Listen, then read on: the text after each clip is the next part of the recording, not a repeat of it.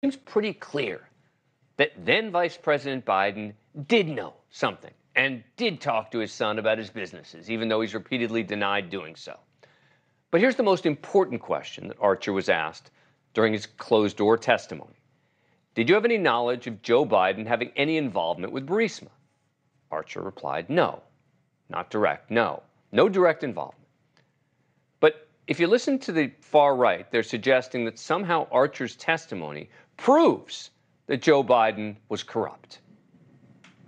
That's the brand, that's the access, and it wasn't an illusion of access. The illusion of access doesn't make 20 phone calls and go to dinner with the wives of Russian oligarchs that are worth of dollars. At this point, we need to start going forward with an actual impeachment inquiry. We're barreling towards impeachment, and Joe Biden won't survive the scrutiny. He can't.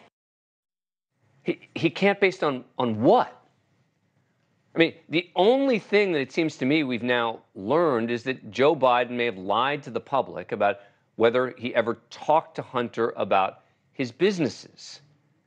Joining me now, John Ziegler, conservative commentator and host of the Death of Journalism podcast. John, what's your take? Dan, I think the key here is the word vice president. This was not when Joe Biden was president. I'm an ardent critic of Joe Biden, and I would love for there to be a scandal here. But I think the definition of political scandal has been distorted dramatically over the last 7 or 8 years since Donald Trump came into the forefront. Maybe by 2015 standards, we have somewhat of a scandal here. But Joe Biden was the vice president with no political future at this time. People are forgetting that.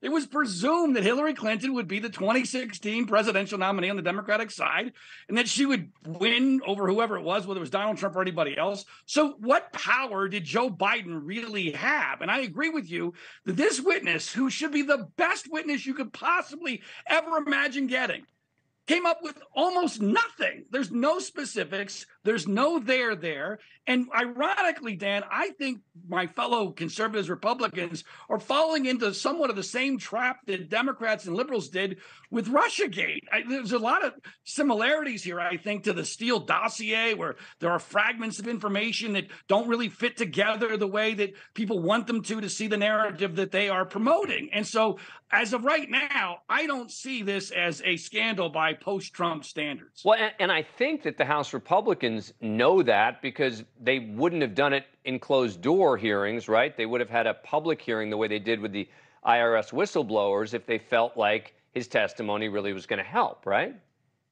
I agree with that. And I think the most ridiculous part of this whole thing is that these are all people who are vehemently defending Donald Trump. And let's be very clear about the hypocrisy here. And it's not just the indictments against Trump.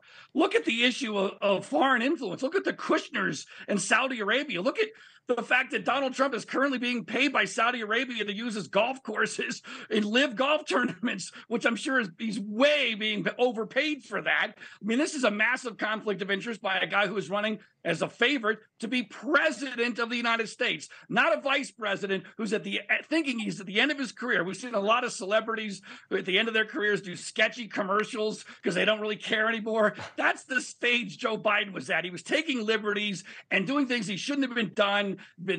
This was a conflict of interest. This was unseemly, but not scandalous by post-Trump standards, Dan.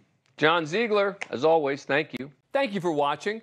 Go to newsnationnow.com to find NewsNation on your cable provider. And don't forget to click the red subscribe button below to get more of NewsNation's fact-driven, unbiased coverage.